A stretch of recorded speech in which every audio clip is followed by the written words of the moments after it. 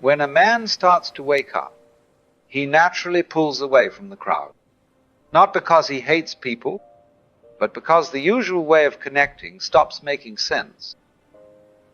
Most conversations revolve around status, gossip, or complaints. And once he begins to see through that, it gets harder to engage. He's not bitter. He's not isolating himself out of pride. He's just stopped chasing what others are still chasing. He starts to notice the performance in everyday interaction, the need to be liked, to belong, to say the right thing. And without making a big deal about it, he quietly steps back. People might still wave. They might still offer small talk. But the connection is no longer there, because it was never real to begin with. He didn't cut ties, he didn't burn bridges. He simply stopped pretending. And when he does that, distance happens on its own.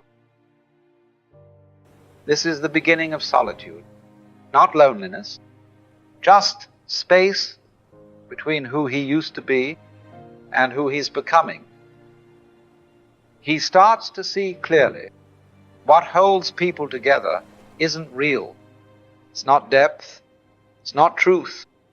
It's habit, comfort, and shared illusions. People bond over complaining about their jobs, over chasing status, over defending ideas they've never truly questioned. He used to do the same. He used to think that was connection.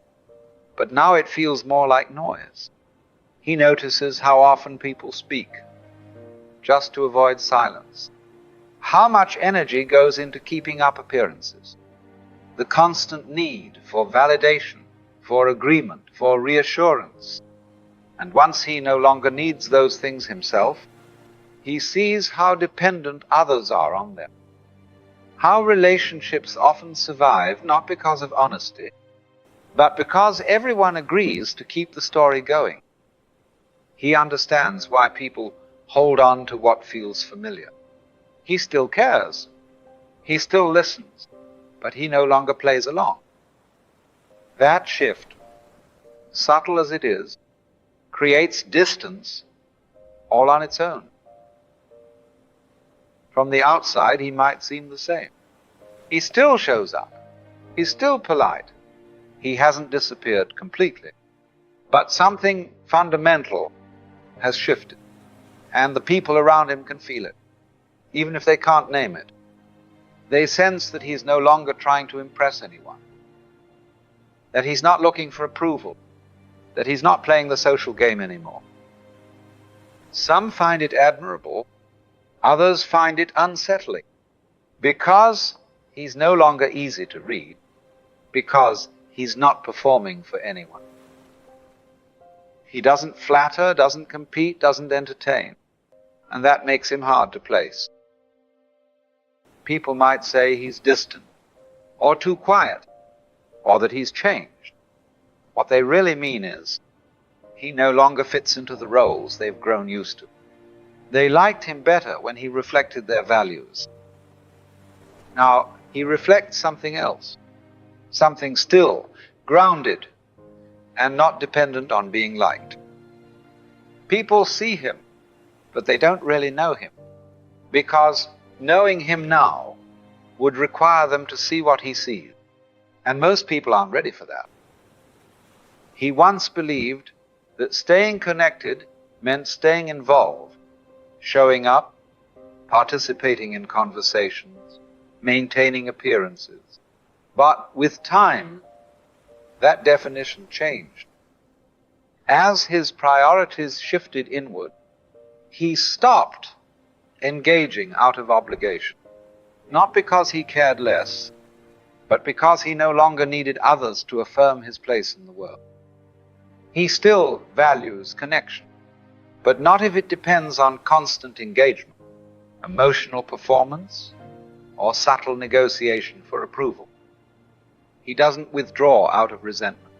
He simply no longer finds value in maintaining relationships built on pretense or expectation. To those accustomed to transactional connection, his presence can feel distant. But in truth, he's simply not playing the same role anymore. He no longer speaks just to keep the peace. He no longer sees himself through other people's eyes. What emerges in that space is not loneliness, but clarity. A calm independence that allows him to remain rooted even when others come and go. He's become honest, and from that honesty, a deeper kind of freedom begins to take shape. From the outside, solitude is often misunderstood. To most people, being alone signals a lack of friends, of purpose, of belonging. But for a man who has begun to see clearly, solitude becomes something else entirely. He no longer fills his time with distractions, just to avoid being alone with himself. He no longer seeks out constant company, to escape discomfort. He's learned to sit in silence without needing it to end.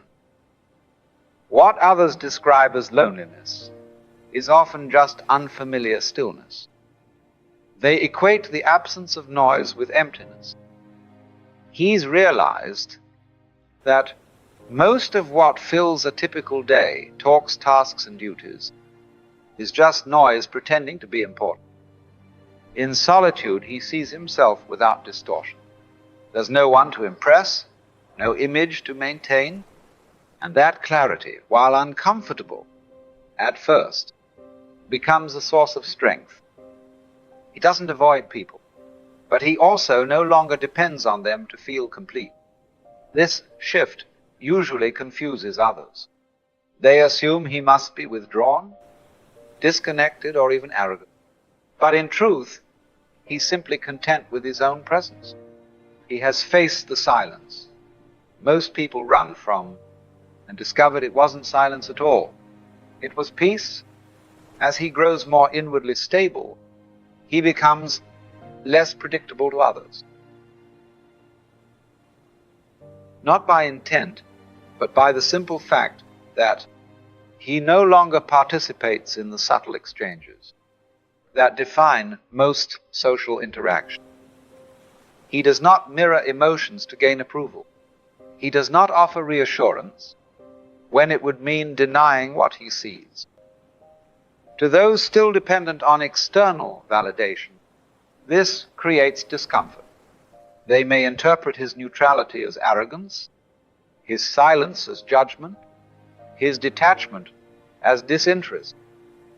In reality, he is none of those things. He's simply no longer invested in managing perception.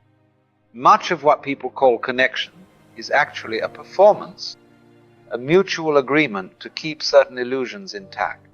Once he steps outside that arrangement, he disrupts it just by being present. He doesn't argue or provoke or attempt to convert anyone to his view. But the absence of familiar signals, approval, flattery, emotional reinforcement, makes others uneasy. Many of his previous friendships begin to fade, not because of conflict, but because the foundation they stood on no longer holds. He begins to notice how often relationships are maintained through shared complaints, routine habits, or the mutual reinforcement of personal narratives. Once he no longer participates in those patterns, the connection weakens on its own. He no longer feels compelled to offer agreement for the sake of belonging. He no longer entertains conversations that avoid substance, and he has no interest in maintaining ties that require him to shrink himself. This shift is not a rejection of others. It's the result of a change in what he's willing to invest his energy in. True friendship becomes something quieter, simpler, and far more rare. It is no longer based on shared illusions, but on mutual recognition. Two people who don't need each other, yet choose to walk alongside one another without expectation. These kinds of connections cannot be manufactured. They emerge naturally, if at all, and only when both individuals have stopped seeking to be completed by the other. Most social interaction relies on unspoken rules. You validate my perspective, I'll validate yours. We won't go too deep. We won't challenge each other's assumptions. We'll pretend we agree, even if we don't. He used to play by those rules because everyone did. But once he starts operating outside of them, the dynamic begins to break down. He no longer gives comfort just to ease tension. He doesn't pretend to agree when he doesn't. He's done with the little acts that keep everyone else feeling safe, but keep him feeling false. This isn't defiance, it's clarity. And that clarity is disruptive because it exposes how much of everyday life is based on mutual avoidance of truth. People notice, even if they don't understand what's changed. They feel the shift. They sense that something familiar has gone missing. The constant exchange of comfort, validation, and distraction. And without him feeding the system weakens. Talks start to feel awkward. People stop reaching out as much. What used to feel warm and familiar now feels tense and uneasy. Not because he did something wrong, but because he stopped playing along. He hasn't rejected anyone. He simply stopped reinforcing a structure he no longer believes in. As his understanding deepens, something unexpected happens. He begins to need less, not just materially, but emotionally, socially, even intellectually. He no longer seeks recognition. He no longer relies on others to confirm what he already knows internally. And as that need dissolves, so do many of the relationships that once required it. This is the paradox. The clearer he becomes, the quieter his life becomes. Not because he's closed off, but because so much of what once filled his time was rooted in a search for external affirmation. Without that search, most social activity feels optional, if not unnecessary. He stops trying to be understood. He stops needing to explain. He no longer measures his presence by how much space he takes up in other people's lives. From the outside, this might look like withdrawal, but inside it's the opposite, a settling into something solid and real. He still values connection, but only when it emerges naturally, without demand or performance. He hasn't become cold. He is simply no longer dependent. And in that detachment, there's a kind of depth that can't be found through attachment. Once he wakes up, he can't unsee what he sees. He looks inward, and the noise quiets. He looks outward, and the world is still asleep. He sees the false certainty in people's eyes, the roles they perform, the beliefs they never question, the constant movement that masks an inner stillness they haven't touched. He no longer envies what others call connection, because he understands the cost it often demands: agreement, performance, conformity, and he won't trade truth for the comfort of fitting in. Still, there's a part of him that remembers, a part that quietly hopes, not for crowds, not for company, but for someone awake, someone who has seen what he's seen, felt what he's felt, someone who doesn't need him to be smaller, quieter, or more agreeable in order to feel safe. That kind of meeting is rare. It can't be forced, and he would rather wait in silence than pretend in conversation. So he walks alone, not because he enjoys being apart, but because in a world still dreaming, authenticity is more valuable than acceptance. At some point, the solitude stops feeling unusual. It becomes normal, not empty, just quiet.